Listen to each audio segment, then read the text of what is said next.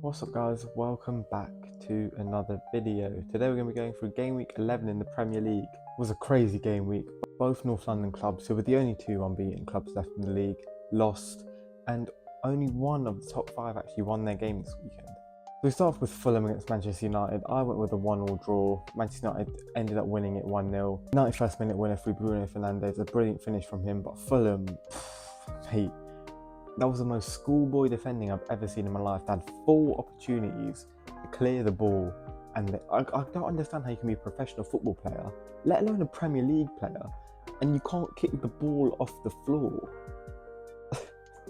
Honestly, it's just embarrassing, and it was a really good finish from Fernandes. He sold both the defensive midfielders and placed it. Leno could have done a bit better. Overall, it was a really bad game though, like genuinely horrible to watch.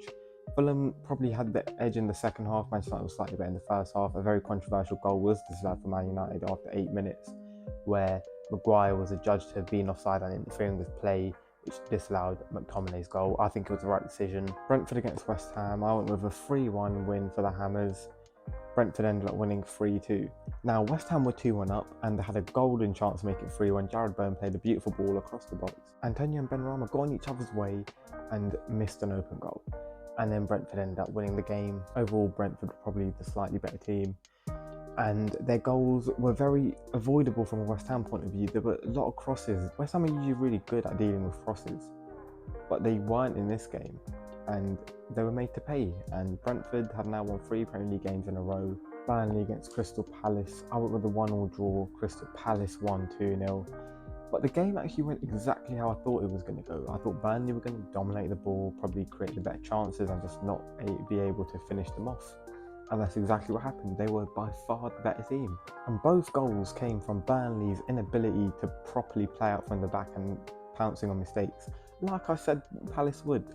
That's how I thought they'd score, and they scored 2 by doing that. I've said before that I respect what Vincent Kompany's doing. I get he's trying to play good football, but that's just not possible when you don't have the group of players to do so. He isn't Eddie Howe. He's not as good of a coach as him. He can't make players who are deemed not to be good enough play proper football like that.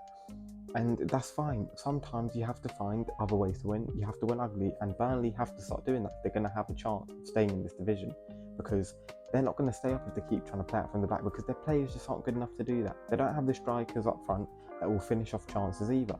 And it's been an issue for them the whole season. Trafford, to be fair to him, can't really do much about most of the goals, because Burnley just make too many mistakes and let opponents have too many chances against them. And that happened here. The first goal was just ridiculous, man. I couldn't believe what I was seeing. Open goal for Schlupp in the end. And the second goal, I mean, the clearance wasn't great. It was a bit unlucky. Mitchell finished it off. But yeah, Burnley need to really find another way of winning games. Crystal Palace, it was not a great performance, but they got a 2-0 win away from home, which is a fantastic result. And yeah, they're just going to be mid-table. They're cruising. They are the mid-table team of the Premier League. Everton against Brighton, I picked the 2-2 draw. Ended up being a 1-1 draw. But I think Everton were really unlucky not to win the game. I think overall they created the better chances. They created more chances. Brighton had 80% possession and only had 7 shots, whereas Everton had obviously 20% possession but had 10 shots. So you can see that they used their possession much more effectively. I felt they could have had a penalty, but Bruggen made a couple good saves as well. And the goal that Brighton scored was very lucky. Although Dunk did score an absolute screamer, he was offside, so he didn't count. But yeah, overall, I thought Brighton were very lucky to get away with a point. Not how I expected the game to go. I thought Brighton would be the dominant team and Everton would just be able to take the few opportunities they got. It's a very good result for Everton. They're pushing towards mid-table. They're going to be absolutely fine this season if they continue playing as they are. Brighton now 5 without a win in the Premier League. It's getting a bit worrying because they were looking really good at the start. Manchester City against Bournemouth. I went with a 3-0 Manchester City win because I thought they'd chill out a little bit. 6-1. Jeremy Doku. What a player. What a player. I mean, I've known this for time. I had him in my FPL team as soon as he entered the Premier League, and I vice captained him for Erling Haaland. Do you know how close I was to giving him the armband? It'd have been a stroke of genius, but unfortunately I didn't have the bollocks to do it. A goal and 4 assists for him, which is just insane. 5 goal contributions in a single game. He's got more goal contributions already in his 2 months in the Premier League than Anthony does in over a year. Do you know how embarrassing that is, man? It was a complete performance. He did so many good things. His dribbling was fantastic. His goal was pretty good. It was a bit lucky, you could say, but he got 4 assists, and there were 4 very different assists as well. Manchester City are just so good, and with the 2 North London clubs dropping points, they're now top of the league again. Should we just fast forward to next season already? Really poor result for Bournemouth, but I mean, to be honest, it was kind of expected. Like, they wouldn't have expected to come in and get anything. They did have some chances though, and they could have scored a couple more. Sheffield United against Wolves, banged it, 2-1 Sheffield United. Overall, I thought Sheffield United were the better side. I mean, it was pretty even. I would still edge it for Sheffield United. The first goal was fantastic. Cameron Archer, what a goal, man. And I brought him into my FPL team as well. It's too smart, man. Wolves scored a very nice goal of their own. It took a deflection, which made it look a bit better. But 90 plus 10 minutes, Sheffield United get a penalty. Bit of a lucky penalty. It was kind of similar to the penalty that Wolves gave away against Newcastle. I think there was a bit more contact this time, but it was still very soft. But it was a brilliant penalty from Norwood. And Sheffield United finally get their first win of the season. I was so happy to see him win. And hopefully Wolves continue losing. But Sheffield United really do have a good run of games coming up. They're playing Bournemouth soon, playing Burnley soon. They need to get results in those games. If they do, they might stay up. Newcastle United against Arsenal. I went with a 3-2 Newcastle win. In my predictions, I said, I really hope this is going to be an exciting game. I'll be so disappointed if it's going to be a dead game. It was so bad. The first half especially, man. Like, there was pretty much no football played in the first half. There was just a few red card incidents that we need to talk about. First of all, Kai Havertz went flying into Sean Longstaff, completely took him out, got nowhere near the ball. Very reckless in my opinion. He could have gone for that. He got a yellow card for it, which I can understand. But the referee then gave 3 Newcastle players bookings for wanting to talk to him about it, which is just stupid. You can't even go and talk to the ref anymore, man. Like, this is turning into a dictatorship. I think that rule is absolutely stupid and it needs to go. Let the players talk to the ref. Havertz was lucky to stay on. There wasn't a lot of contact and it was quite low down on his leg, but still, it was just disgusting. Bruno Guimaraes then elbowed Jorginho in the back of the head. I cannot believe VAR saw that and didn't think that's a red card. He lifted his arm up to his head, man. How, in what world is that not a red? He did that before as well against PSG and he got away with it. He needs to calm down because, like, he's such a good player and I really like him, but he can't be doing things like that on a football pitch. In the second half, Havertz made another really bad challenge and I think he was lucky not to get sent off. It was like Kovacic against Arsenal a few weeks ago where he should have been sent off. Kai Havertz should have been sent off here. He wasn't, and the goal, massively controversial, I'm sure you've all seen it by now. Was the ball still in play? I think it was, but we don't have a conclusive angle. Was it a foul? When you look at a picture, it looks like a clear foul. It looks like Joel Linton's just put his arms on Gabriel and forced him down. But if you watch it, it looks like Gabriel was just going down anyway. I don't know, it's a bit of a tough one. Then was it offside? I don't even really understand the rules behind it. Like, Gordon looked behind the ball, but then when the final touch was played, he might have been just in front. It's really confusing. So I think Arteta has a very valid reason to be angry about the decision and the fact that maybe he shouldn't have stood. But Arsenal just didn't do anything. Kieran Trippier, what a player. Livramento as well. He came on at half-time for Dan Burn, who got an injury. And both of them kept the Arsenal wingers quiet. You know, Trippier moved over to the left. Saka and Martinelli didn't have a sniff. And I feel really sorry for Declan Rice, because once again, he's having to carry the midfield on his own. Jorginho was just non-existent. Havertz, once again, non-existent. Surprise, surprise. For the whole season, Odegaard's not been very good. Partey's just not been fit. Declan Rice is having to do the whole job on his own, and he's doing so well. But if Arsenal just had some other players performing in there, they'd be flying, man. And genuinely, he's such a good player, Declan Rice. I love him so much. He's up there with one of my favourite players in the world. And he played well again today. He's one of the few Arsenal players that did play well. I think Saliba also played well. But the attackers were dreadful. I think Newcastle definitely looked better in terms of what you expect from the game. They showed a lot of courage defensively, like Trippier and Livramento. I've talked about them.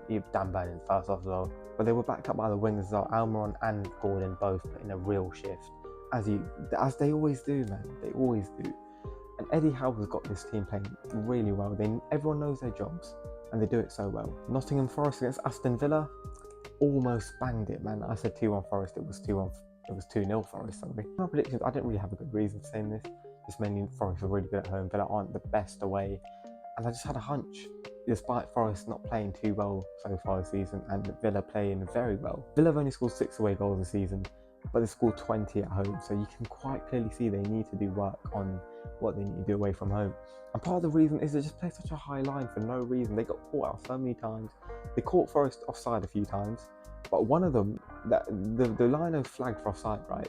And Awoniyi looked on, and he could have scored there because he was straight through, but hey, Forest won, so I don't think a big deal will be made out of it. Forest played well. I mean, the second goal was very lucky. Martinez howler. Villa did not really create too many clear-cut opportunities. They had a lot of possession, they had a lot of touches in the box, but they didn't create anything significant. And Forest deserved the win. They're in 12th, which is where I thought they'd finish at the start of the season. Villa are still within touching distance of the top 4. Thankfully for them, only one of them won. Emery does need to try and find a different tactic away from home because what he's doing just isn't working. They've got hammered at Newcastle, they've got hammered at Liverpool, and now they've got convincingly beat at Nottingham in Nottingham. What a brilliant result for Forest. Defensively, they were so sound. Murillo looks like a phenomenal player. Sangaro was really good as well. Niakate did not put a foot wrong either. It was a brilliant performance. Luton Town against Liverpool, called that one as well. I'm just too smart, man. Luton took the lead for a counter-attack from a Liverpool corner. Usually you see Liverpool doing that to other teams, and they actually had a couple in this game as well that they should have done better with, but it was a brilliant counter-attack, and Chong put it past Alisson, made it 1-0. Liverpool then got a very late equaliser through Luis Diaz. A very even game, which is why I don't think Liverpool are title contenders. You can't be playing like this against Luton Town, man. It should have been men against boys. I know the XG was very high for Liverpool. Núñez is not a good player. I'm sorry, he's just not. He's very chaotic, he's fast, and he makes good runs, but his finishing ability is dreadful. He missed 3 golden opportunities in this game, and he's cost them 2 points. Fantastic result for Luton, who see themselves out of the relegation zone. And it looks like we are finally starting to see that Kenilworth Road atmosphere that everyone was talking about at the start of the season. What a result for them at home. And the final game, oh my god, man, I was so sad watching this. Tottenham Hotspur against Chelsea. Tottenham went 1-0 up after 5 minutes, and they were cruising for the first 15. Son scored an offside goal. If he just timed his run a little bit better, 2-0, game over. Tottenham were cruising. I mean this, they were cruising. And then Udogie put in a horrible challenge on Sterling. There wasn't too much contact. It was rightful yellow in my opinion. But Chelsea had the momentum from that point. They then scored a couple goals that were disallowed. Sterling handball. I think Jackson scored one that was offside. And then Christian Romero, what an idiot. What an idiot. He got away with a red card challenge before when he just kicked out at Colwill. Then in the box, he studs up on Enzo Fernandez. It was just a horrible challenge. And I know he cleared the ball and there wasn't a lot of space for him to move his leg into, but it was too much force and very high up on the leg as well. That's a red card. Usually referees try not to give a red card and a penalty because it's the double whammy thing. I don't think there was too much you could debate in this case. He's in his mid-20s. He should have a calmer head than this. He's a vice-captain. You can't be doing that. And things went from bad to worse for Tottenham because Mickey van der Ven and James Maddison both got injured. Van der Ven looks really serious as well. It could be a couple months, and it's really sad to see because, in my opinion, he's been probably the best centre-back in the Premier League this season. Maddison's looked more precautionary. He looks okay. Hopefully he's fit for the Wolves game. At the end of the first half, Chelsea could have had a red card of their own. Colwill and Sarr got into a bit of a scuffle. Colwill started it. He stopped Sarr from taking a free kick, and then he started pushing him. Now, I know Sarr pushed him first, but he was pushing him to get him out of the way to take his free kick. Colwill kept pushing him, and he could have seen 2 yellows for that. He was very lucky not to, and he got subbed off at half time. And that's, he needed to. But Reece James also should have been sent off because he quite clearly elbowed Udogie in the head. Similar to Bruno, both should have been sent off. VAR need to start giving more red cards for challenges like that. They need to be harsher with it because otherwise people are just going to get away with it again, and they're going to keep doing it. And it's just stupid. It could have been 10v9 to Tottenham heading into the second half. Reece James escaped any punishment, and then second half, Udogie just made a stupid challenge again. Chelsea had a 3-on-2. Sterling completely messed up the pass. He's just not a very good player. And Udogie intercepted the ball, it got away from him a little bit, and Sterling was going wide, and for some reason he swipes him out. Got himself sent off, and Tottenham had 9 men and still played a very high line. And to be fair, it almost worked. Bentancur almost scored. Dyer did score after Chelsea went 2-1 up, but it was just offside. It was so marginal. And Heung-min Son right at the end of the game as well. well, I say right at the end of the game, when it was still 2-1, but in the 90th minute, had a brilliant chance, and he just hit the ball straight at Sanchez. If he'd put a bit more power on it, if he'd put it a bit further in the corner, it's 2-2. And Tottenham, I think Tottenham going to win the game because Chelsea defensively looked dreadful. Jackson scored a hat-trick in this game and was still really bad. Like, he was genuinely dreadful. He had so many chances. Him and Nunes are like the same player, I'm going to be honest. Maybe Jackson's a little bit better, but they're both really bad. Chelsea 1-1 and still did not look good, and they're still getting slated because it was not a good performance from them. 11v9, and it's not 11v9 like Tottenham had against Liverpool, and Liverpool had everyone in the box, which is what you'd expect when you have 9 men. Tottenham were playing a high line and Chelsea still couldn't exploit it until the very end, and that's just embarrassing. Hopefully Tottenham haven't fallen out of the title charge. I fear they might have if Van de Ven's injury is serious, especially with Romero being out for 3 games now, the doggy missing for the next match, Maddison potentially missing. Hopefully he's not. Let me know what you thought in the comments, and I'll see you soon for another video.